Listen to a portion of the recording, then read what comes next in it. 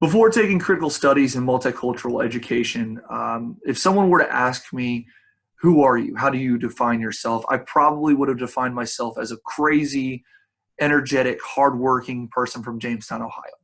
I went to a small town rural school. I graduated from there. I went to a small university called Shawnee State University. And when I graduated, I came out of Shawnee State with a degree in education for integrated social studies. It was on my license. I went from there to an inner city charter school in inner city Dayton.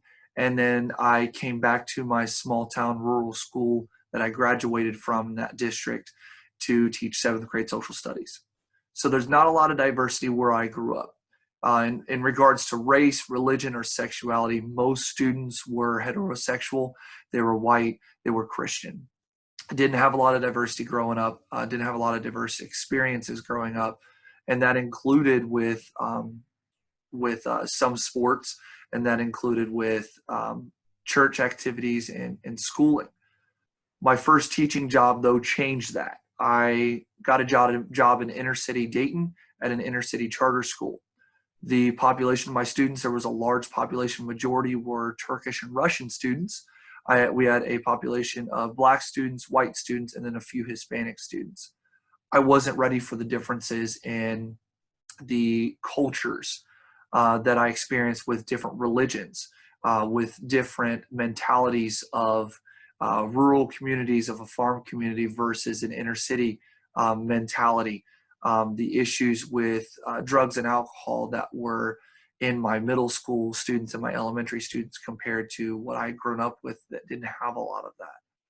So as I kind of progressed with these experiences, I gained more knowledge in becoming more diverse as a teacher.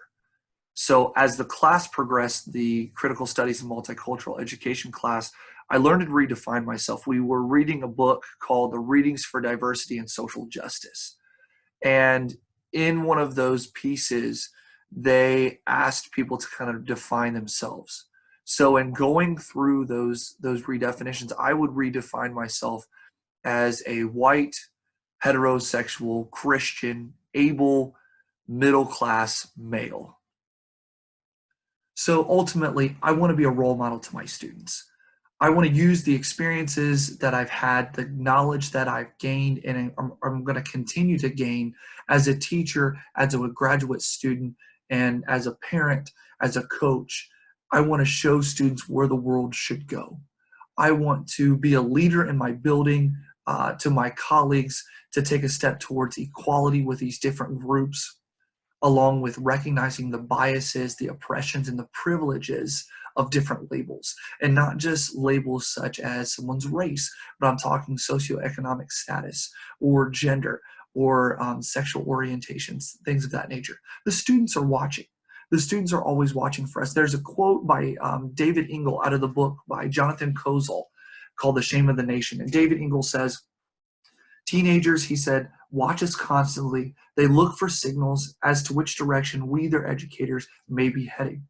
So that kind of shows that students are watching what their teachers are doing. They're constantly picking up on those things. So I would like students to look at me as a role model and see that I'm doing those things that are going to be positive for all different type of label groups. I'd like to make an impact for those around me as I continue teaching. And ultimately, by the time I retire, they can look at me and even afterwards and say, Mr. Vinson was a respectful guy. I want to have an impact on my students, on my players, on the coaches that are with me and that I'm coaching against or around me. I want to have a positive impact on my colleagues and the administration around me.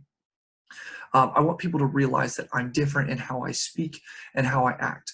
I want people to remember that I was able to treat everyone fairly and with respect. I want people to realize that I'm going to be upfront and I'm going to be honest about issues that others may avoid. They may avoid some of those questions or some of those topics. I want to be empathetic to those. I want to be supportive of those issues. For example, if a student realizes that the privilege of a different label groups and the biases and stereotypes around those groups, I want to be able to show and explain to them, here's the way we might we might handle that. Here's where we might need to go with that. I want my classroom to be a safe and respectful location. Students should be able to go to school and be safe and learn how to be respectful, because they're going to go outside of those four walls and they're going to go into society. I want them to understand that there are places that people can be respectful, ask the questions. I want to be supportive and respectful. So if students come to me and say, I'm not really sure how to handle this, or I'm not really sure why this is the way it is, I can help be with them and empathetic with them and explain to them what's going on. I want to be that role model for my students. So how am I going to work towards being a role model for my students and for the colleagues around me and create that safe environment for my students? Now, in the past, I wasn't very sensitive towards different biases and different privileges. And some of this was because of the lack of knowledge or the lack of recognition, or I didn't want to recognize some of those privileges. And we learned a lot about those privileges in the book Privilege, Power, and Difference by Johnson. And he showed some of the privileges of those dominant groups and some of the oppressions by the groups that were not considered dominant. So now I want to work towards monitoring how I speak and how I act towards people of different labels. I want to explain to the students the privileges of different label groups. And being a social studies teacher, I have that ability. We talk about many cultures. We talk about many religions. We talk about groups now in 2020 in the United States, because I teach current events as well. So I can show some of those privileges and show some of those oppressions throughout history and even up until right now. I've gained experience with different religions and cultures at the charter school, and that's allowed me to translate that into my teaching in my small town rural school. One student asked me, weren't you afraid they were going to blow you up? When he learned that a lot of my students at the charter school were Muslim students, they believed in Islam. And at first, my initial reaction was just, I was disgusted. Who would ask this question? But I began to realize, and now as I've gained more experience and more knowledge on some of these topics and these different cultures, I've realized that that statement is significant. That question is significant. It shows how students have taken ideas from home and taken ideas from media and social media, and has changed their minds to where they're set in these certain ways and these stereotypes. Those stereotypes aren't right. I want to be able to show the differences in the different cultures and where the media has twisted some of those, and some of those things that are true or not true. And I want to be able to have an environment in my classroom that students can take those questions that are like that and ask those freely without being worried about me coming down on them hard in any way, shape, or form. I want students to ask questions about the inner city schools. Kozol talked about the inner city schools that were decrepit, and they had terrible test scores, and teacher turnover was awful, and the buildings were disgusting. I want students to be able to ask about that and bring those things to light, so maybe we can change some of those things. And that might also lead to some students being able to figure out ways to tackle some of these issues, to bring equality and bring these discussions of privilege and oppression to light outside of the school buildings. They might be able to bring them home and talk to parents and bring out some new ideas, or at least allow their parents to understand and to see those privileges and oppression that's going on around them. So going through this course, I learned to be mindful of the situations around me. If I'm going to be that role model, I need to recognize the differences around me and the privileges and oppressions that are around me, whether it's in my personal life or my professional life as a teacher. I need to recognize those. I've learned that I have a long way to go in understanding different oppressions and privileges. I'm labeled, kind of like I said at the beginning of this video, I'm labeled as a white male. And those two groups are considered dominant groups most of the time. My label doesn't mean that I can't be empathetic towards other groups as well. I learned that education is not fair, and it doesn't mean everybody's equal. School is not the great equalizer. Education is not the great equalizer when it comes to K through 12 school. Jonathan Kozol explained that as he was going through inner city schools and looking at how different groups and different buildings were oppressed, and meals weren't as good, and teachers were not the high quality teachers that normally you would see in a suburban or a rural school. Different social classes mean that they have different privileges and opportunities, such as money, socioeconomic status.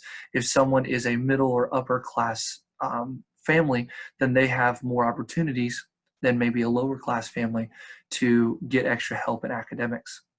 Assessments for a student in a suburban class may need to be adjusted, may be different than an assessment that should be given to a student in an inner city classroom. However, again, not being equal and not being fair, standardized tests test them all the same. So the last question I have is, what do I do now? Where do I take all of this new information from this class and what I found out about myself? Biggest thing is I can still become a role model. The biggest thing about being a teacher is reflecting on your life as a teacher and taking your experiences and using those to better yourself and to better your classroom. So I still want to be that role model. I need to work towards being that role model, and that's in actions and in speech. I want to bring to light, or I'm going to bring to light, the oppressions and the privileges of others. So people are seeing some of those label groups and seeing how they are either having privileges or they're being oppressed by the privileged group. I want to continue to recognize my label and share how to improve the lives of other labels. Students are watching, students are listening. They pay attention to what the educators are saying and what they're doing and how we are acting, and even our body language when it comes to certain things. They pick up on that quickly. They've told me. So we have to make sure that we are reflective on how we're acting, be reflecting on our words and our actions. And then finally, I want to work hard to define myself in a way that students can trust and respect me to help make their education the best that they can be. And I want to be able to work hard with those students and with my colleagues to make our education system and maybe even our society more positive for all groups around us. So even though I am labeled as a white, heterosexual male in the middle class, I can work with other groups and other labels in order to make society a better place.